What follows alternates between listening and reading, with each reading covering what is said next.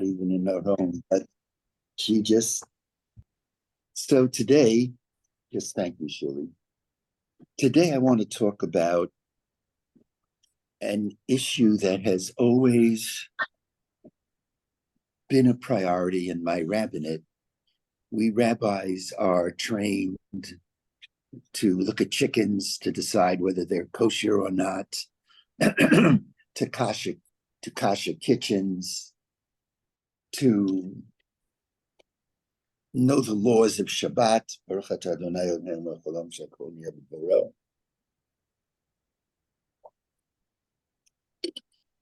And those questions are very important. But for me, for many decades now, I'm not sure what it is. I think it's my family that influenced me in the area I'm about ready to talk about. To me, it's the shalom, the peace. Hi, Beverly. It's the peace within family units that really, for me, was a tremendous, tremendous priority. And inevitably, within every family, there are issues, there are fallouts.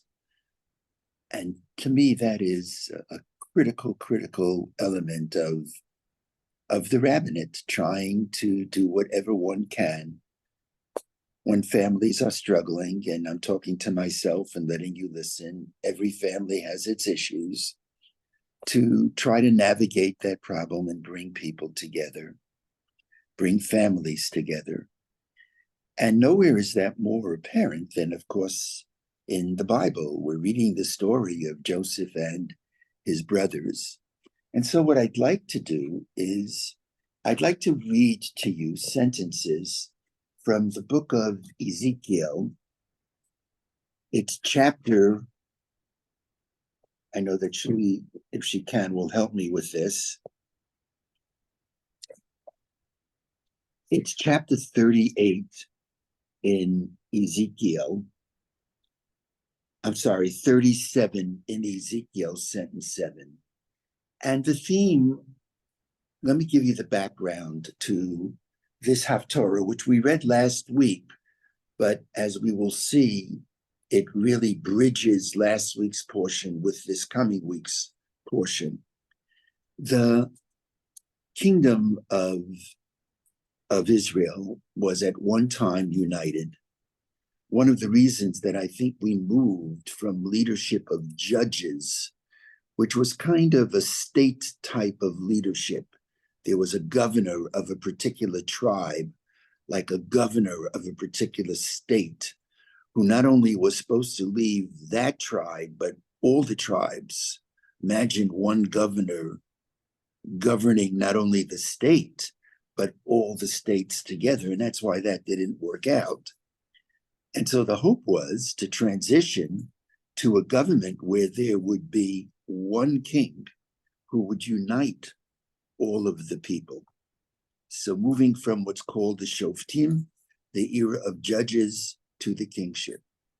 But it didn't take long for that to break up. The kingdom split into two. There was the southern kingdom of Judea, that was the south at that time, Jerusalem, and most famously, we all know about King David.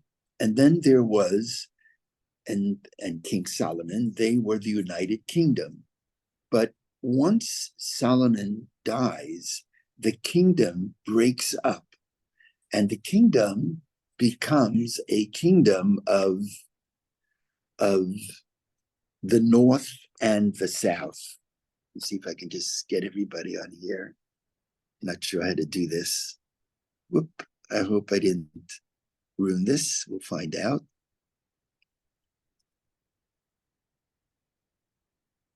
Not sure how to do this. No.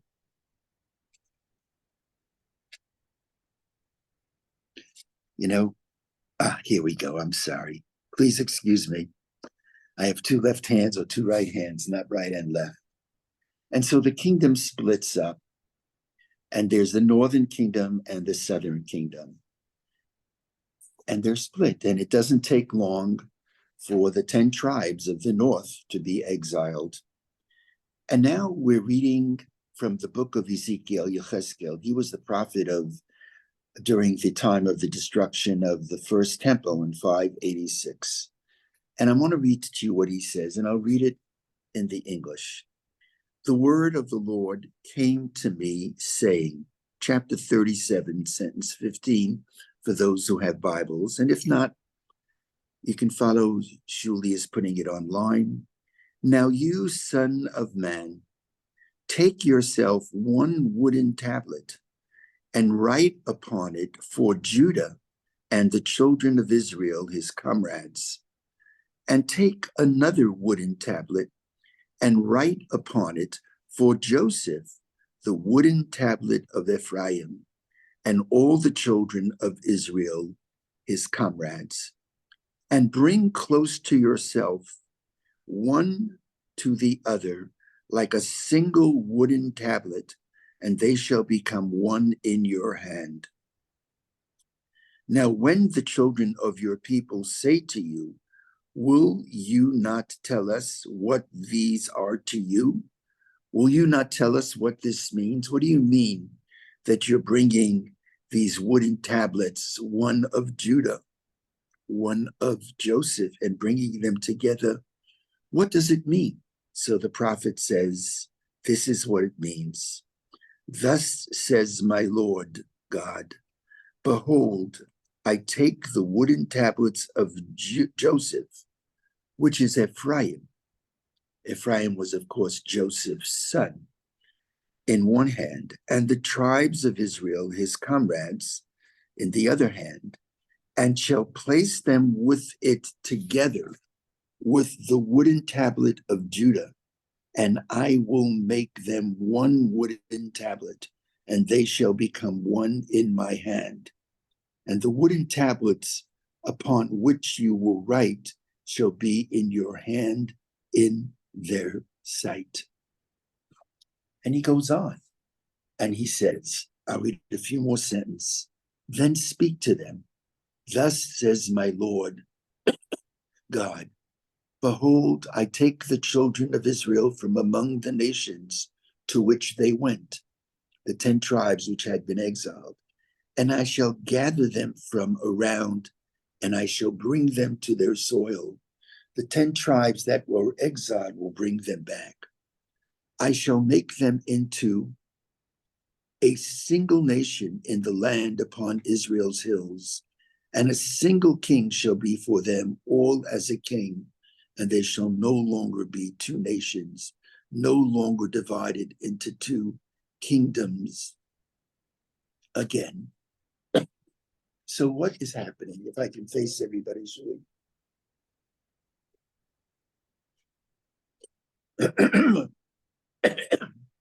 Please excuse me. What he's saying is, Ezekiel's prophecy is a dream.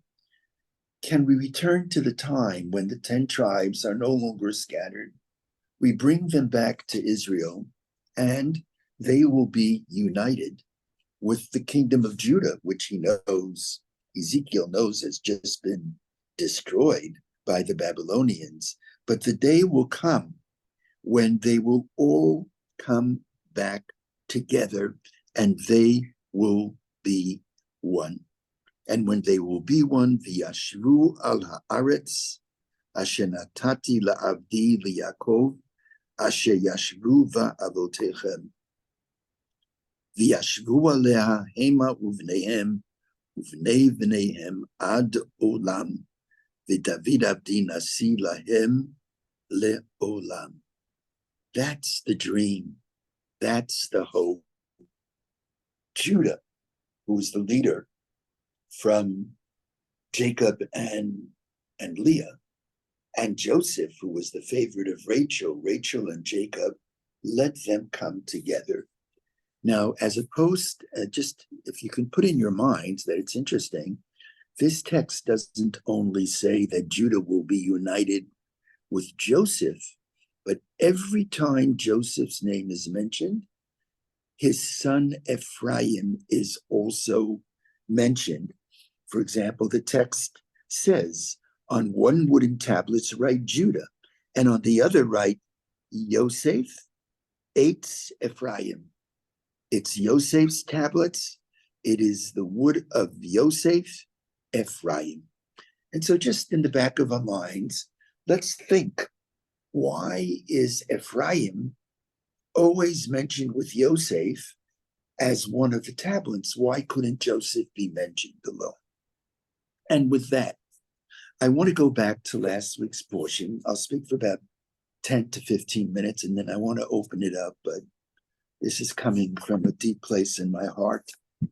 If we take a look at chapter 45, when Joseph is revealing himself after 22 years of separation, this is what he says. Chapter 45, sentence 3. And only if one can, if one has a Bible and can open it up, it's always good to follow, but only if you can. So chapter 45, sentence 3, we're picking it up where Yosef reveals himself. Vayomer Yosef el Echav. This is the narrator. I would say God speaking. Joseph says to his brothers, and he, after 22 years, when he's revealing himself, is going to offer 5 words. What are the 5 words? He says, Ani Yosef. I am Joseph. Ha'od Avichai. Is my father still alive? That's all he says. Now, when looking at those 5 words, it just seems to me that there's something missing. He doesn't say in his first five words, he doesn't say, I am Joseph, your brother. All he says is, I am Joseph. It's almost as if, wait a minute, he should say, I am Joseph, your brother. They had always been talking about brothers because the tribes who were in front of Joseph, when Joseph was disguised, said, oh, we had a brother, and the brother, is missing. He died. And then there was at one point another brother, Benjamin, who's not with us, and so on. And Joseph, when he was disguised, oh, bring your brother back to me. So you would think that Joseph would say, wait a minute, the brother whom you told me about, who was missing or who was dead, he should say, Ani Yosef Achichem. I am Joseph, your brother. He doesn't say that. All he says is, Ani Yosef. I am, that's all he says. I am Joseph. Something is missing. And then, to make it even more striking, he says, Ha'od Avichai. Is my father still alive? Wait a minute. Ha'od Avichai? Is my father still alive? Why doesn't he say, Ha'od Avinu Chai? Is our father alive? Doesn't say that. And the Bible is very, very careful in the way it formulates words or the way it quotes personalities. Yes, Yosef is revealing himself. However, there's something missing. It doesn't seem like he's fully prepared to embrace his brothers. He doesn't say, I'm your brother. He doesn't say, Jacob is our father, he's my father, as if he's criticizing his brothers. And he says, Jacob is your father? Look at what you did to him. Look at the way you made him suffer. Ha'od Avichai, is my father still alive? And then the sentence 3 then says, V'lo yochlu la'anototo. And when the brothers heard this, they couldn't respond. This is one of the questions in the Bible that has no answers. There's no answer. V'lo yachulu la'anot oto, ki nivhalu mipanav. They were afraid of it because they sensed in the way he connected with them. Wait a minute. He's saying he's Joseph, but he hasn't said he's our brother. And he's saying that Jacob is his father. Does that mean that there's still such division between us? And imagine this conversation. He's saying something, and the response is no response. The response is not words, but no words whatsoever. And there's silence. And of course, we know that in conversation, when there is silence, it could get very clumsy. It could get very, very awkward. It's a one-way, it's a one-way, one direction engagement. It's Joseph speaking, but his brothers are not responding. And whenever that happens in the Torah, whenever that happens, whenever it says, let's say it says, and Estelle said to Ellen, and Ellen doesn't respond. And then the next sentence says, and Estelle said, it means that there is a space, there is time between the two sayings. Because if they're close in time, there's no need to repeat the words, and Estelle said. And so let's look at the next sentence, sentence 4. Vayome Yosef elecha. Those are the exact same words that introduce sentence 3 when he said, I am Joseph. Is my father still alive? And now Joseph seems to be more conciliatory. He says, Gishuna Elai. Come close to me. That word vayigash, like Judah drew close. Joseph says, Gishuna Elai. And actually, when you read this, you wonder there are different ways to draw close. You can ask someone to draw close as an expression of love, or you can ask somebody to draw close as a way of saying, I'm going to get you. I'm going to get you. You come close. I'm going to take care of you. And Judah knows that when he approached Joseph, that if Joseph would have pushed back that's in his last soliloquy, who knows what Judah would have done to save Benjamin. Maybe he would have gone to war with Joseph. He says, Yeshuna Elai Vayigashu, and he came close. And here, look what he says. Vayoma, and he says, Ani Yosef. I am Joseph. I am Joseph. But he adds a word, Achichem. I am Joseph, your brother. And so the second sentence, Joseph seems to be coming closer. It's not the same verbiage as when he first opened up. I am Joseph, no brother. Here he says, I am Joseph, your brother. I am Joseph, your brother. He's saying it straight out. But he doesn't mention his father at all.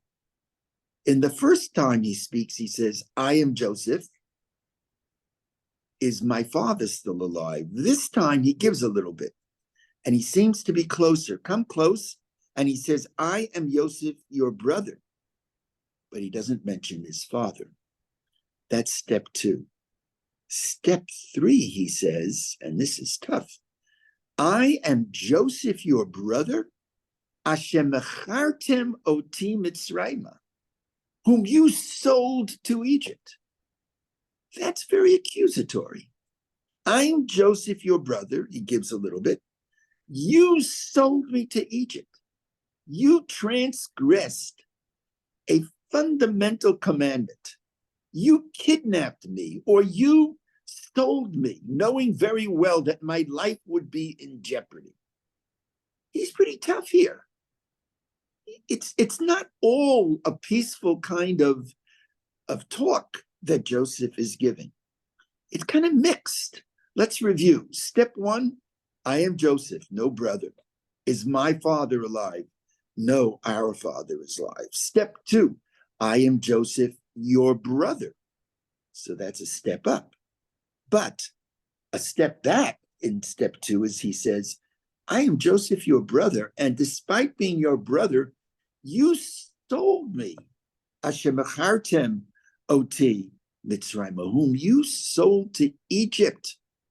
You could be hauled into a court of law for kidnapping me, for maybe attempting to murder me. And then he says, step 3, this is scene 3. V'ata, and now, al teatzvu. Don't be sad, he says. V'al yichar be'enechem ki machartem oti hena. Don't be too upset that you sold me here. Ki lemichya, but rather to sustain life, shilachani Elohim lifnechem. God has sent you before me. This is a little bit complicated because here we're seeing 2 words being shuffled around. And that is the word mechartem. You sold me, and therefore you're guilty. But there was a higher, deeper plan in the spirit of a Mensch tracht und Gott lacht, that we plan and God laughs. You sold me, and therefore you transgressed. But it wasn't that bad because God had a bigger plan. You sold me, but God sent me on this mission through your sale. Do you follow in sentence 5? Look at that. Don't be upset. I'll read the exact translation. And now be not distressed, nor reproach yourselves for having sold me here, for it was to be a provider that God sent me ahead of you. In other words, Joseph is saying to them, you were the sellers, and in that sense, you're guilty. But maybe you were kind of puppets where God was, who knows, however one understands God's role in the world today. You sold me, but God sent me. Now, does that mitigate their wrong or does it not? I leave it open for you to think about. But the bottom line of all of these 3 points is the following. We, when thinking about the Joseph story, I always believed that as soon as he revealed himself and said, I'm Joseph, that was the end of the feud. That was the end of the split. And now they're embracing and they're loving each other. But here we see they were struggling. Even when Joseph, even when he reveals himself, it's not so simple. When families are apart for 22 years, and Joseph is wondering about his brothers, and his brothers are just as upset with Joseph as Joseph is upset with his brothers, it's not as if someone could wave a magic wand and all of a sudden the families that are apart are coming together and embracing each other. That's not the way it works.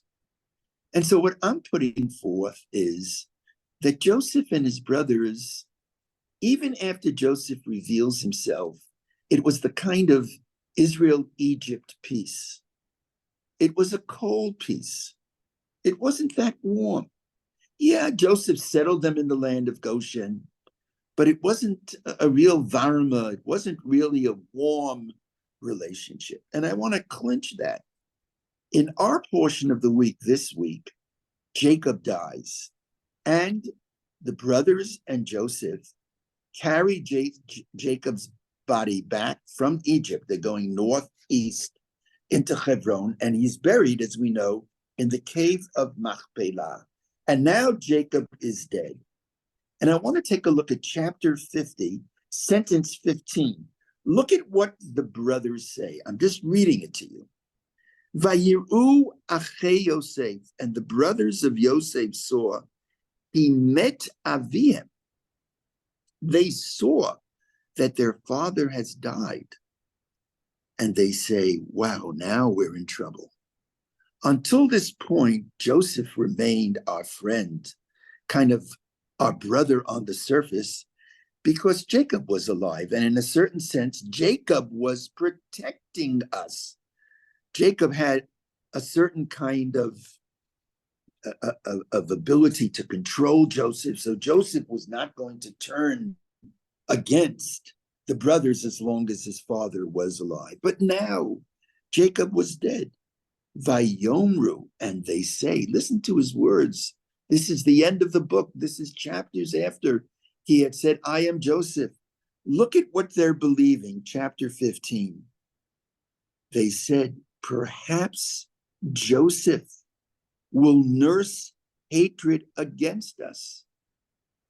Maybe he still hates us. He still hates us.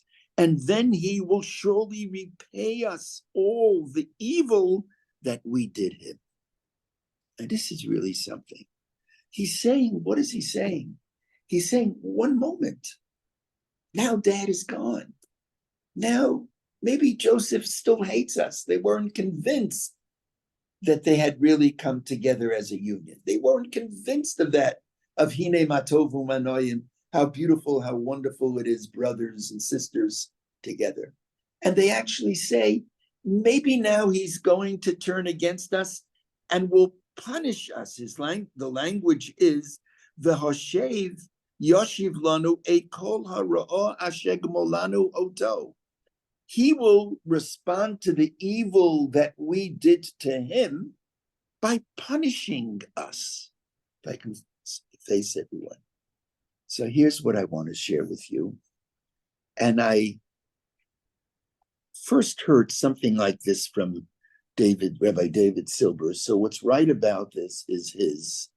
What's wrong about it is mine. I'll take the wrong, but here's the way I would formulate it. Sometimes a family split is so strong that the family can't be brought fully and wholly together, WHOLLY.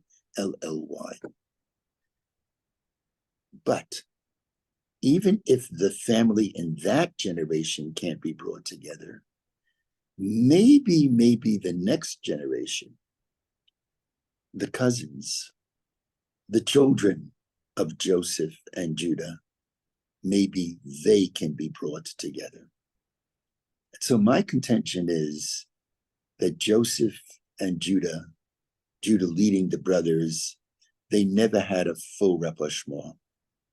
And one of the reasons why there is no tribe of Joseph, there is no Shevet Yosef, there's no tribe of Joseph, because you can only be one of the tribes if you have the potential of making peace. Joseph couldn't make peace. He therefore couldn't be one of the tribes.